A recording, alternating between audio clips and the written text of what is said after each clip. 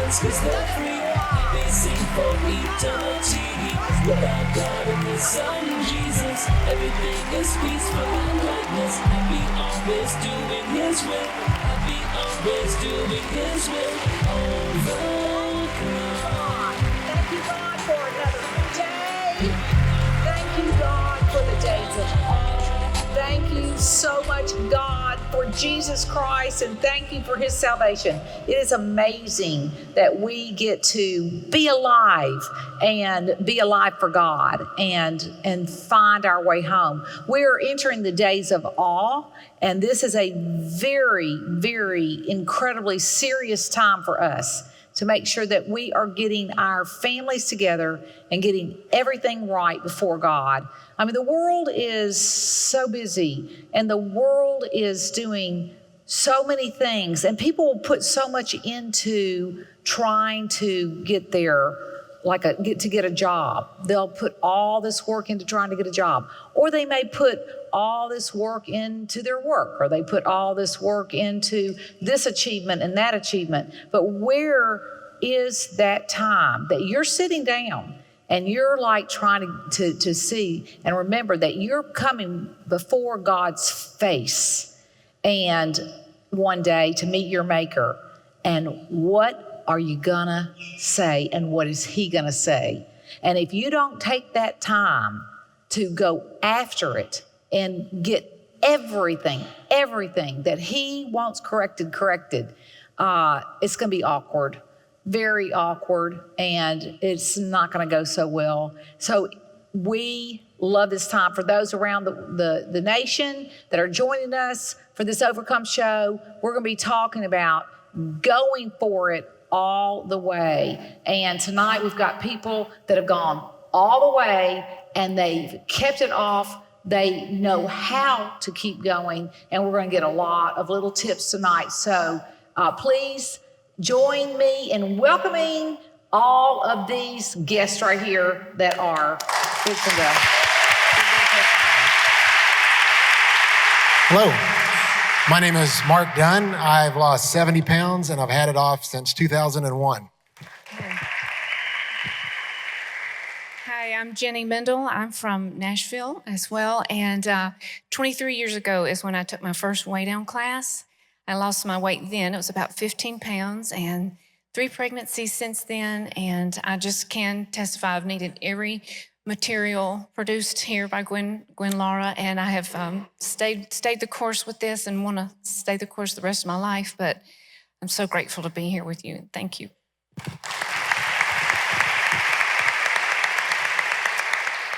Hi, my name is Sherry Mcpherson. I'm originally from Seattle, Washington, and that's where God mercifully brought me to the Way Down Ministries in 1997. And through going through all of Gwen's classes, He's allowed me to lose 55 pounds and to keep that off and to just continue to show me what's in my heart. And I praise God for Gwen and for all the music that comes from this place and for every message we get to hear. So praise God.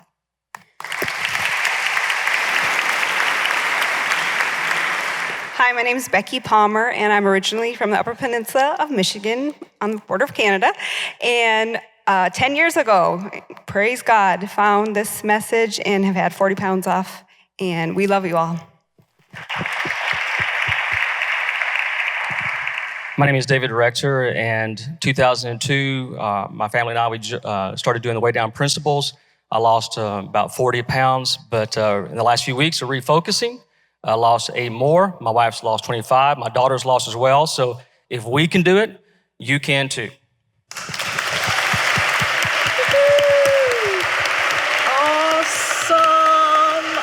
Awesome. Oh, beautiful. Oh, love you guys so much. And now for our guests for tonight, please join me in welcoming Karen and Michelle and Naomi. And they're some of our favorites.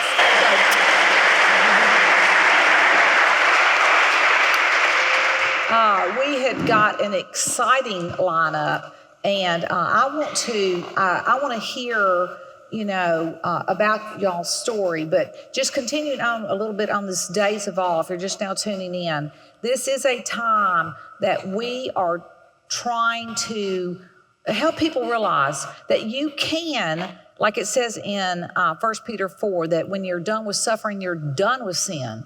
And in other words, you could take it two ways. Like when God's given you this suffering and then you're done with sin. But what I think Peter is trying to say there in 1 Peter 4:2 and 1 and 2, I think he's trying to say, hey, when you get good and sick of it, you'll be done with sin.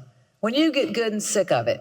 And so I want to share with everybody how that the mindset, the heart, what's going on in the heart of those that say no to ungodliness, just no to it, and don't return. So we need that. We need to hear from each other. We need to help each other. And so we have a great lineup tonight because these gals have been around for a long time. And speaking of Michelle Wright, you have done this for a long time now. So tell everybody your story. All right. Well, thank you so much, Gwen. And this is such an honor to share how God has changed my life through Way Down. And 20 years ago, I found Way Down, and a friend of mine told me about it and said it's not a diet, and so I thought that sounded great because I was tired of dieting. I think the last diet I did was the carbohydrate addicts diet, kind of one of those low carb things, but it really definitely made you want to just eat more. So no, that is a nasty diet, isn't it? Yeah. Yeah, you could eat like 2 cups of vegetables and 4 ounces of meat for breakfast, and then the same thing for lunch, and then you could have this reward meal every night. You could eat anything you wanted for an hour. So talk about growing the greed in your heart. Did you lose weight on that? For a little bit. I lost a little bit of weight, but I would cook the food, and I'd have it all sitting around me. I'd look at the clock, okay, 6:24. Pig out for an hour, and yeah, I didn't lose weight for long. Well, that is a awful diet. A lot of food that you too. can pig out at 6:24 is about the time that everybody wants to pig out too. It's like I'm sure all the overeaters would go for that one. Well, I'm very thankful to find Way Down right after that because that was probably the zenith of my greed at that point and love for food. It's just it was all in bloom there. But at the time when I found Way Down, I was pregnant with my 5th child, and I had been overweight. Pretty much my whole adult life and addicted to food as a child. I was an only child, so food was my friend. And we got along really well. And I always tried to keep it down by exercising. I think the last thing I was doing when I found Way Down was power walking. So like an hour a day, power walking around the block. And I wasn't losing weight doing that. Of course not. And I was eating healthy foods. I made homemade. I was homeschooling the kids. I was cooking all day and it was all good stuff, whole wheat bread made from scratch. But I wasn't losing any weight. So I was so happy to find out that I could eat whatever I want and lose weight. So, well, we have to redefine that. The want is not head hunger want, but it's what the body's calling for, what God has programmed. It just happens to be that now your want and his want are one. But before, we all had this head hunger. And so people say, Way Down would never work because you eat what you want. And what that's referring to would be you need to look at the foods and see what looks good, what smells good. You can tell, the senses, God has got even senses to guide you. Some people have turned those off a long time ago, so they can't sense what their body needs anymore. And we try to resurrect that, but there's so many people have read it off of a sheet of paper in the label of a package of food for so long that they literally can't feel the spirit from within them and what's in all the animals. They know exactly where to go, and they smell it, and the deer will smell those berries or this over there. They'll know which foods they can eat, which foods are poisonous, which foods are, these animals and the cow will go after grass, but then, the puppy dog will go after something meaty. And I mean, it's all different. And so each animal has its own pre-programmed what to eat. All the fish and all the different fish in the ocean are going after different things. And so that the whole system works. And God's showing his genius in that he can take a fish that eats amoeba in the ocean and it turns into a well. I mean, he can do whatever he wants to do, right?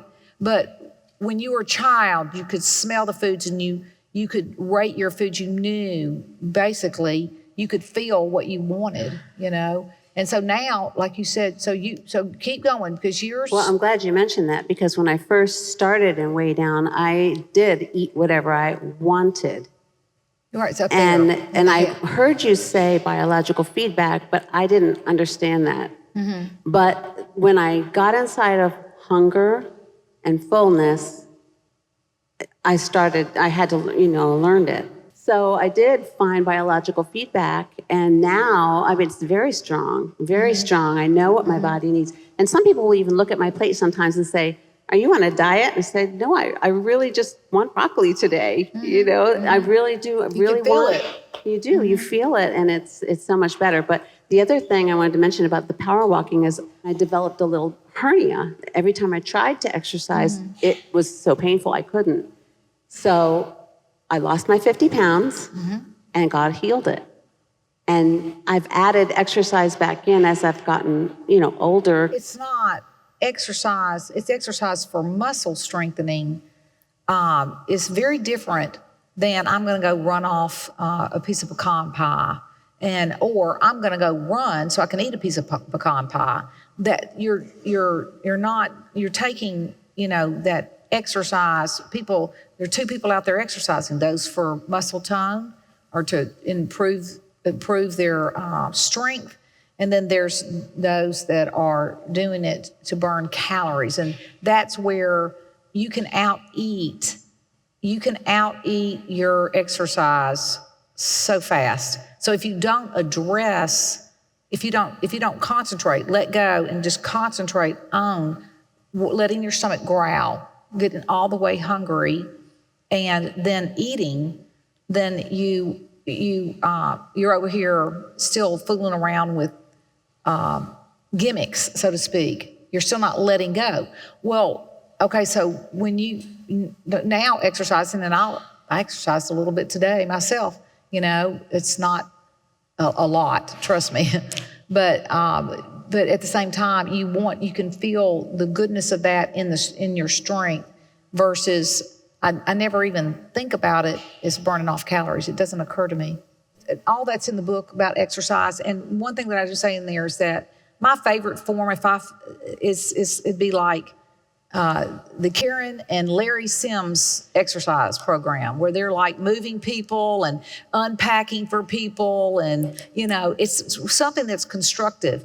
It can get very self-serving if you're in there and you're just focused on your own muscles or your own, but if it's for a purpose. Ballet for the Christmas program, or it's natural exercise, going to rake someone's yard, going to help someone else clean their house, wash someone's car, whatever it may be. Now, if all of the saints in the world use that as their form of exercise, do you realize that you would be getting back, but then you would be giving? So not only do you come out of there without a focus on yourself, but you feel so good if what you've done has been go and help someone with a deed or whatever because they were sick or they were needy or whatever it may be. I mean, you know the difference. I mean, you know what I mean. That's the kind of exercise. So when the kids were little, I just literally used cleaning up the house because that's so essential. It's so fundamental and essential for a family to have the clean house and made beds and clean sheets and all that. And that is a lot of, ask Jeannie Lyman, Brentwood Clean. It is physical. I mean, that woman is strong. And that is from cleaning and cleaning the house. And so if we are in there doing that, and we used to, with that would I played a game with the kids. So we just played room to room, and I'd put that cart, that tray. I had a rolling cart, and we'd go to that room, and everything that didn't belong in that room, I'd have either the kids run it or we'd put it on that cart. And so that room would get cleared out, and then we'd move to the next room and take the stuff that wasn't supposed to be in there and then put the stuff in there that was supposed to be in there. But the kids were like running back and forth. I'd say, take that upstairs, take that over there, take that to the garage, take that. And then they would run back for the next thing. And workers got Coke. And that's all I had to pay them. It was awesome. Clean house.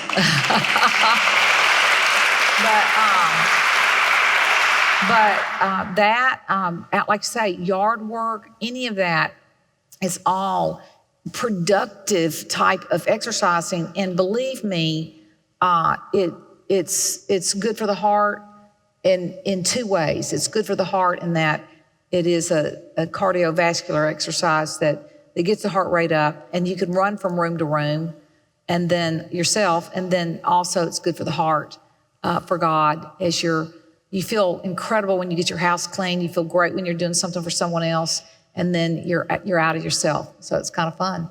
So, but all right. So tell me, like, how long have you had your weight off now? So I lost the original weight. Probably, I didn't watch real close. I was just doing it, you know what I mean? And I came down steady. So found it and found weight on in 1999. And I would say by 2001, had most of the weight off. And that was 50 pounds. Yeah. And now, tell us about, now you've had it off since 2001? Or? Yes, but I had two babies again. So wow, so you had to go back after it, yeah. I got to lose it twice, but that was an amazing experience because you learn what's really in your heart.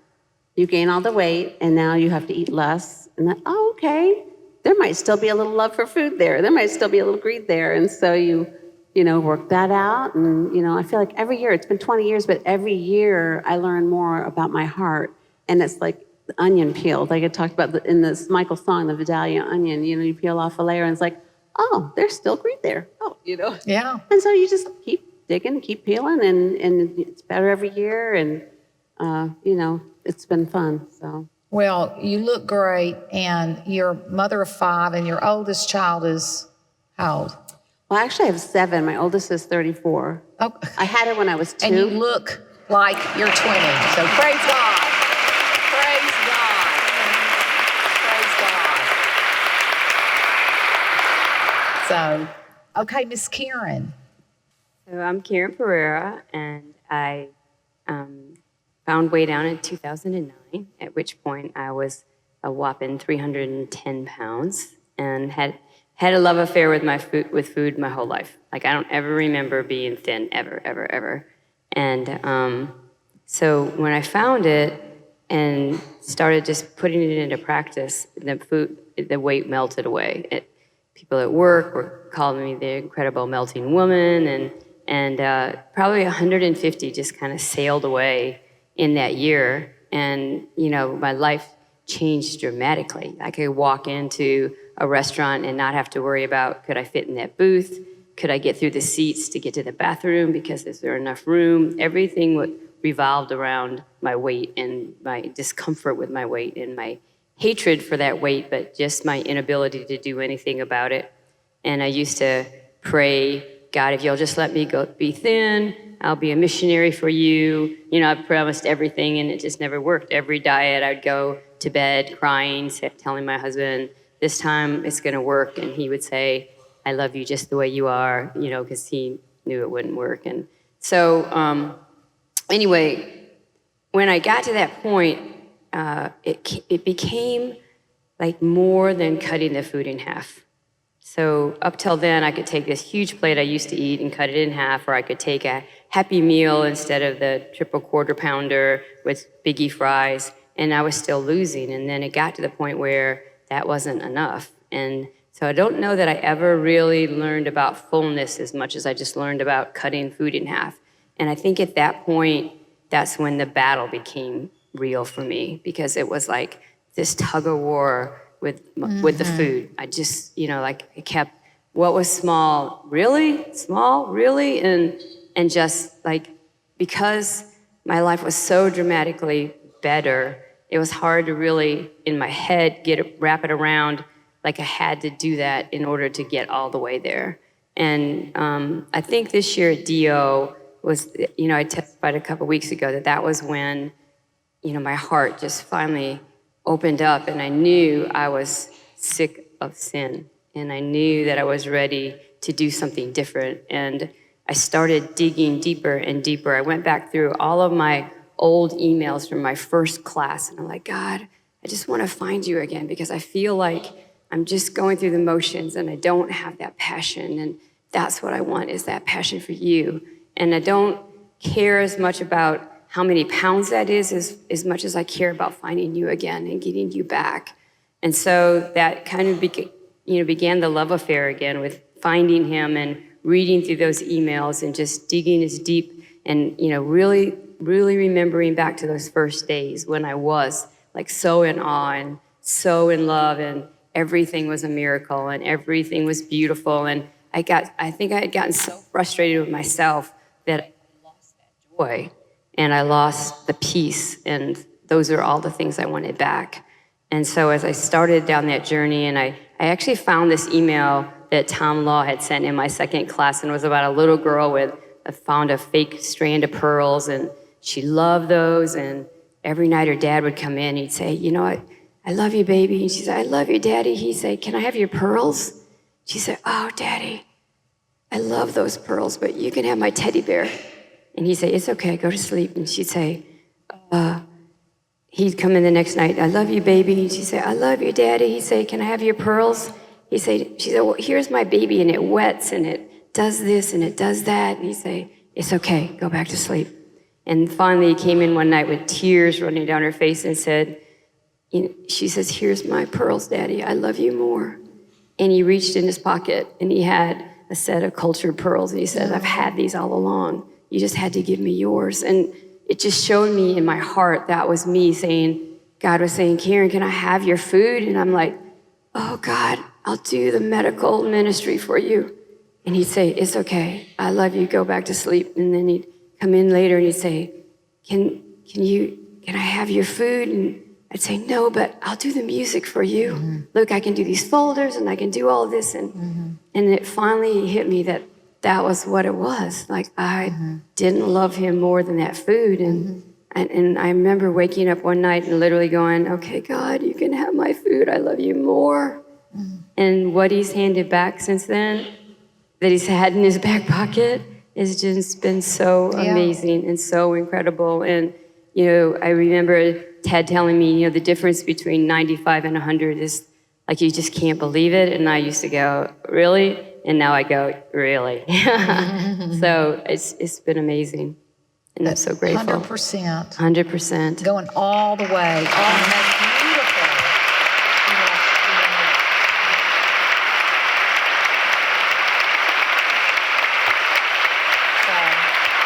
That is beautiful. So recently you've lost 20 more. 20 since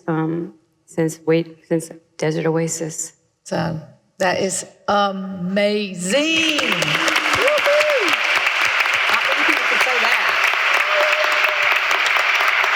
So, okay, Miss Naomi. Well, my name is Naomi Howell, and I found Way Down through my mother, and that was in 2008, so 11 years ago.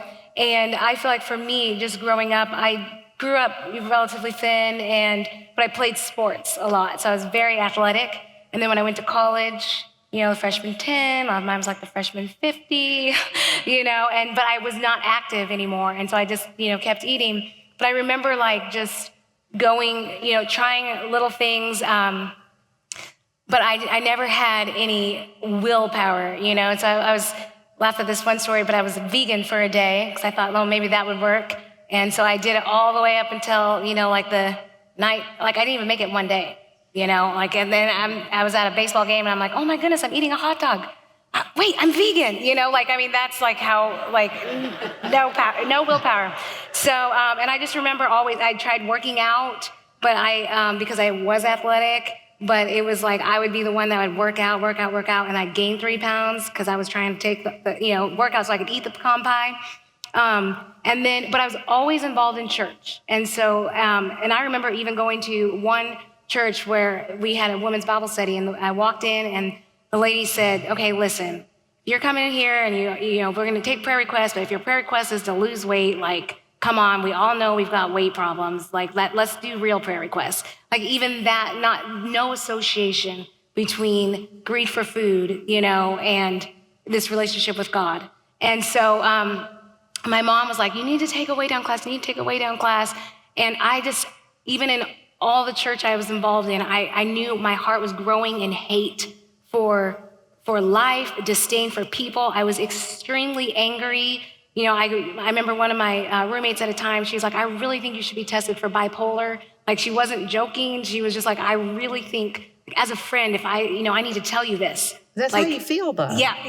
I mean, that is how you feel. So, And so it was all of that. And so I remember, but my very first weigh down class, I finally took the class, and I remember sitting there and it was orientation, but just watching you, which I know I've shared with you before, but just your love for God and how it was, it made it real. Like, I remember when you talked, like, I just want to explain the difference in my heart, but when you talked and you said, you're gonna love, being around, like right now when you're, at church and you're with all your friends and all you do is you talk about,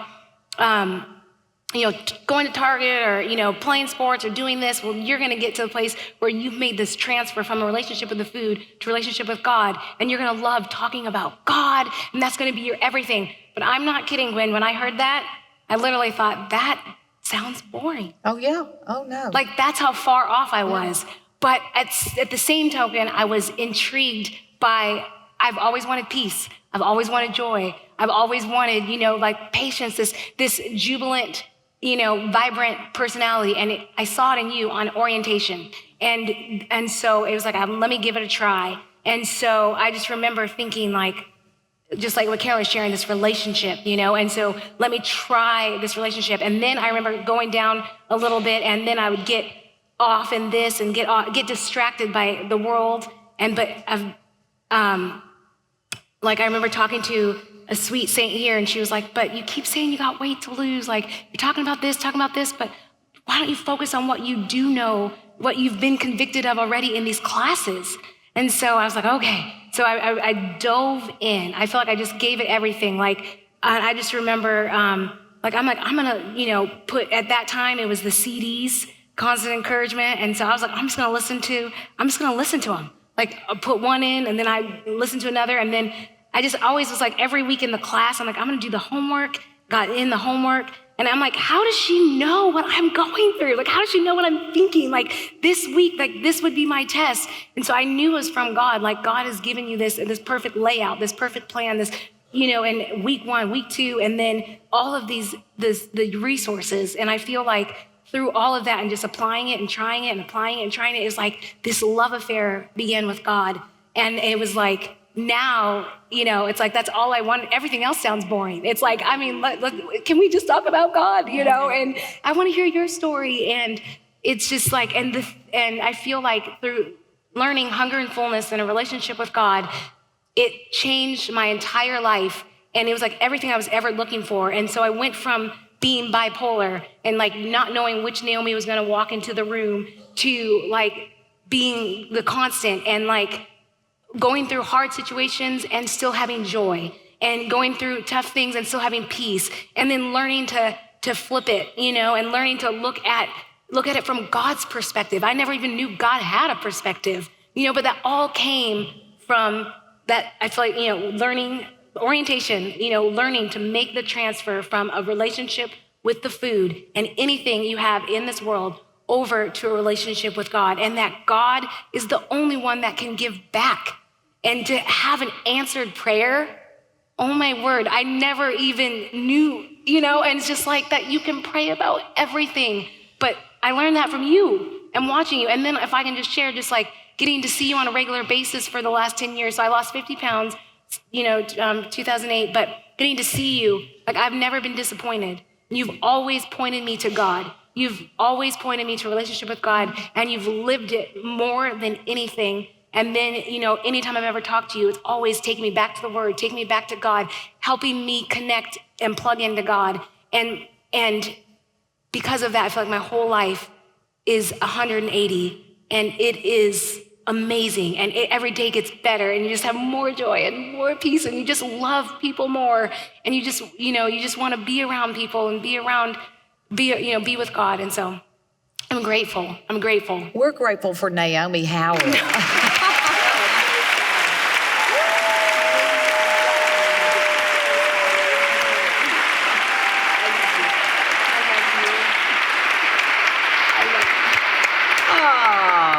She lives this every day. Every time we walk into the office, she's like, hey, literally every time. I mean, talk about exercise. You do not need an exercise program. Just to be upbeat takes an enormous amount of energy. And I mean, she gives it her all every day, greeting all of us, each one of us as we come in. And so we absolutely just love God having you there, and you have gone way beyond in the joy factor. You've taken it to another whole level as far as I'm concerned, and it's an incredible example. You remind me of Joseph Smith, and every time I talk to him, he's in prison, and yet he is so upbeat. So, okay, so ladies, we are, in all that lineup, there's the men and the women that were in the lineup were chosen for longevity, down and a long time, and consistent with it, and having to fight to maybe keep it, like that it may creep back up, like may leaven inside of you again, and you have to kind of beat it down like dough bread, and so like Paul said, I have to buffet my body, to keep it in check so that I don't start sinning or whatever. But why don't we go back through and just say one tip for everybody for maybe some of the major thing that has helped you with your mindset to really be able to, hey, you see yourself going up, and you got to get it right back off, or you find yourself tempted again. But what are you telling yourself? So. Yeah, it scares me to death if I see that scale go up, because I know that it means that my heart has a problem. And I'm so grateful for the gift of guilt. And I know there's movements out there that say guilt is a bad thing. You should never feel guilty. That is a lie from the pit. I love that feeling because I know I need to hop back. And so if God wakes me in the middle of the night with a hot sweat because I missed his spirit, or, I knew, maybe am pushing the envelope with the hunger. Oh yeah, that was hunger. Because you know, that guilt is a gift, and I love it, and it keeps me hopping back. And the days of awe, I love it. When I saw that announcement that it's days of awe, I was like, yes! Because every year, my heart gets more clean, and every year I'm less pulled to the food, and, it's going to be great. It's going to be another great year. Oh, that's awesome. Thank you. I'd say for me, the tip would be to run after God and run after that love, because what happens is your whole perspective changes about what you're doing and why. And instead of like just going, oh, was that a growl? You're like, nah, that wasn't a growl. And then as you're eating, you hear that, are you full? And you're like, yeah, I am. Instead of like, no, that was only, yeah. And it's a whole different feeling. And the fear comes in because you don't ever want to lose that feeling again. And so that bite that you took, and like literally spitting it out, like, I don't want to go backwards. I only want to go forward, and I only want to get closer to God. And so when I stopped trying to lose the weight, and I started trying to fall in love with God more, that's when it changed for me. Oh, that's beautiful. That's beautiful.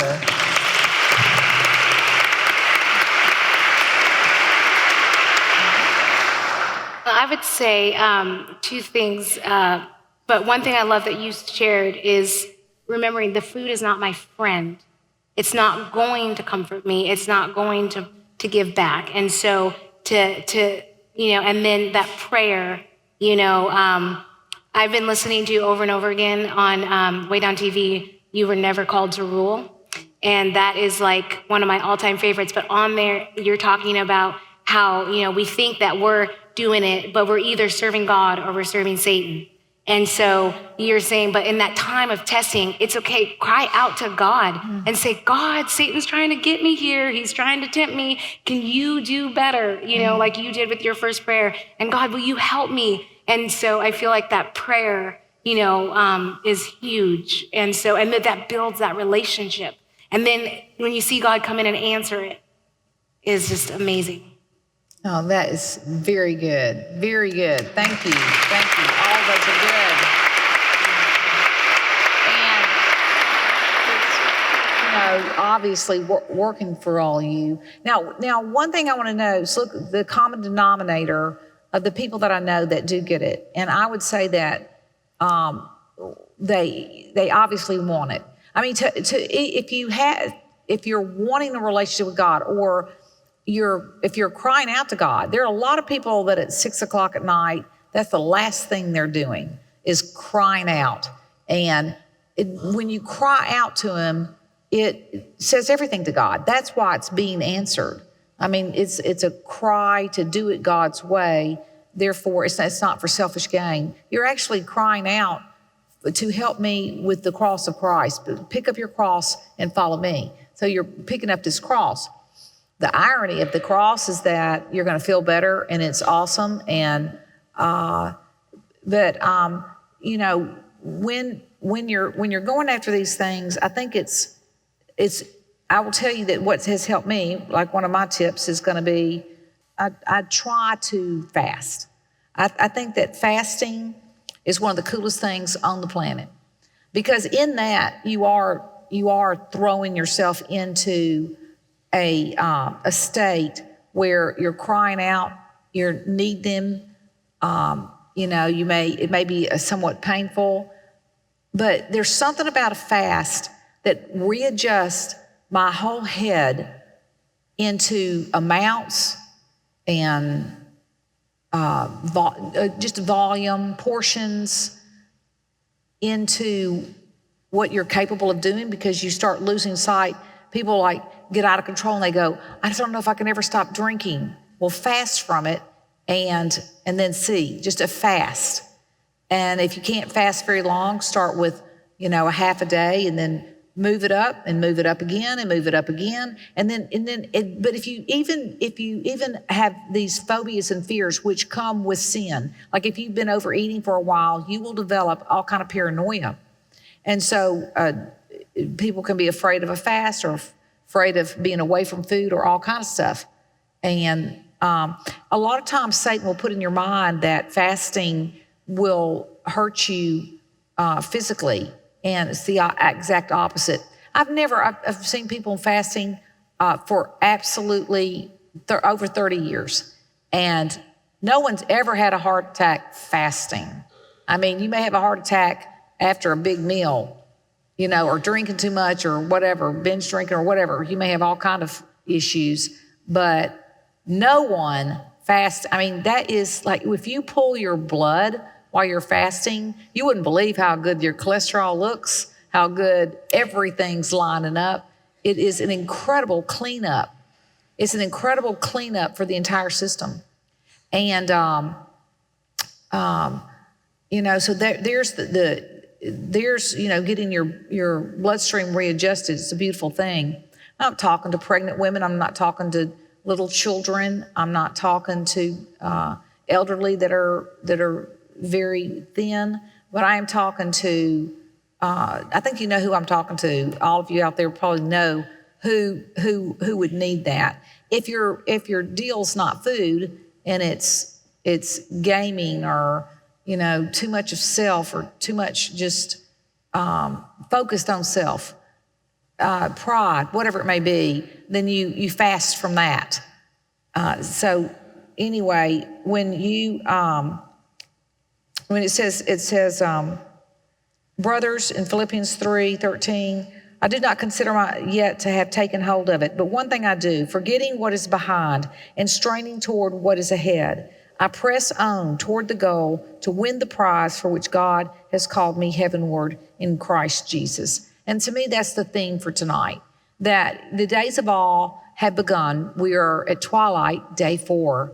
And this is a great way to start off this new season 16 and episode 1. So, with something that to me it's not hype, it's serious. It's developing this fear, this holy fear of God, and imagining yourself before the throne. And obviously, it was Paul's secret. If he was sitting here tonight and I was interviewing him next, I'd say, Paul, what's your tip? But you can see it over and over in his writings that what he is going for is this goal, call me heavenward. He's going for the prize for which God has called me heavenward. And, but look, he's forgetting what you've already done, because people love to just mill over history, and it's a type of self-pity, and it feels good, but it's you forget that. Stop it. Forget behind. Now strain, press, run. I mean, look at the power behind these action verbs. And we've not been given a spirit of timidity, but a spirit of power is what Paul later says in Timothy. And so in 1 Corinthians 15:58, therefore, dear brothers, stand firm. Let nothing move you. Always give yourselves fully to the work of the Lord, because you know that your labor in the Lord is not in vain. So for those that have fallen down, I love Proverbs 24, for though a righteous man falls 7 times, he rises again. But the wicked are brought down by calamity. For those that feel like, oh my goodness, I'm not doing good, and then my relationships are not doing good, or my family's not doing good, and God, I just feel like giving up. And you just need to realize that that's the very time you need to push that restart button. You need to get up. You need to go for it. You need to throw everything into it, strain for what is ahead, and keep all these tips in mind. But that we're going to see God's face. Everyone's going to be standing in that long line anyway on Judgment Day. You can't ignore that our lives are going to be judged, and that there is a book of life. That's very clear in the Bible, that there's a book of life, and you want your name written in that book of life. You don't want it blotted out. The Israelites went after the golden calf, and God wanted to blot their name out. And through repentance and 40 days, and then another 40 days, you enter the days of awe. And those last 40 days, the Israelites repented, and seriously repented. And because of that, they were able to come back in to the presence of God. I want to see God's face, and I want to be there. And I want that prize. And there's nothing that compares. And so if you really do believe there's an afterlife, you've got some serious soul searching to do if you're not really taking that time to look inward and get everything right for God, before God. And then also taking the days of awe seriously, all the way to the Day of Atonement and the Feast of Harvest, which is the celebration of it all. All that was festivals ordained by God for this holy nation that he was trying to develop. And we are going after that holy nation. We want that holy nation to rise up from around the 4 corners of the earth and all of us join together to put God first by putting a knife up to our Isaac, to our idol, to that one pearl, to that one Isaac, that one thing that you don't want to hand over to God. I'm asking in the name of Jesus Christ that everyone starts this season out of the You Can Overcome show with giving up that one thing for God, and do it now. Don't delay. Do it right now in your heart. Give it up and watch how God is going to give back for the rest of your life. So thank you for joining us. And this is something we can all do. And so we'll see you next week on the You Can Overcome show. Thanks for joining us.